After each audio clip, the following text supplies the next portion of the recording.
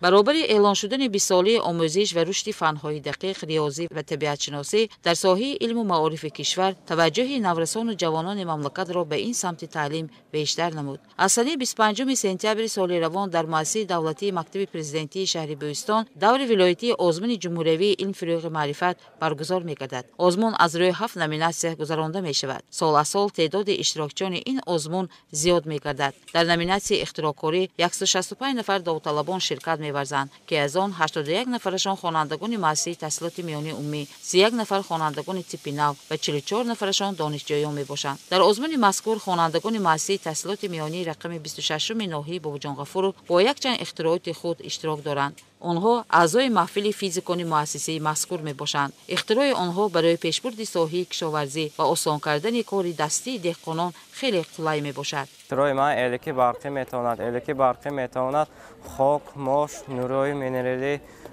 خون و غیره را اعلا کند و من خواستم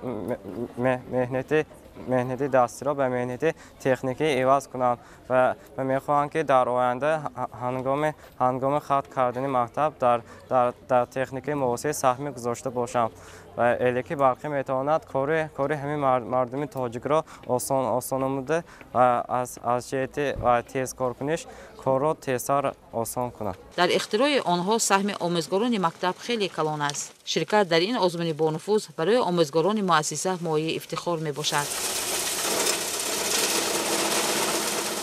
در نزد خود مقصد گذاشتیم که برای آسان نمودن مهنتی دستی در خارجگی قشلاق در ساحه صناعت دستگاه‌های اختراع نماییم که این باعث آسان گردیدن کار جسمانی آدمان گردد. پیش از همه منتداری خود را به سروری دولت ما جناب عالی محترم امام علی رحمان بیان می‌نماییم که برای پیشرفت تاجیکستان چنین محفل‌ها را تشکیل کرده‌اند. جوانان را برای از آواره‌گردی و دیگر کارهای ناشایسته دست زدن و این کارهای هم جمعیتی هم و کارهای مهنتی جلب نمودن، این کار خیلی اهمیت کلان دارد. بخش اختراع‌کاری در این آزمون یکی از نامیناسیون‌های شوق‌آور است.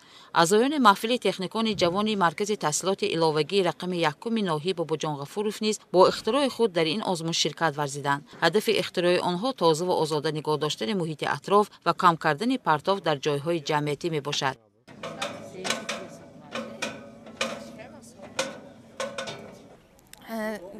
پروژه من این دمکرد برای پرس کردن پرتاب می باشد. این پروژه به برق کار می کند و کاغذ با کلاشک سلفان را به مشکلات پرس کرده می تواند و این امکانات می دهد که محیط را تازه و آزاده نگاه داریم. آزمون مذکور در سطح بلند گذرانده می شود. هیئت حکمات آزمون برای واقع بینانه بهاگذاری نمودن دانش اشتراکچیان مسئولیت را احساس نموده بهترین ها را معین می نمایند. غالبان به دور جمهوری را خود می گیرند.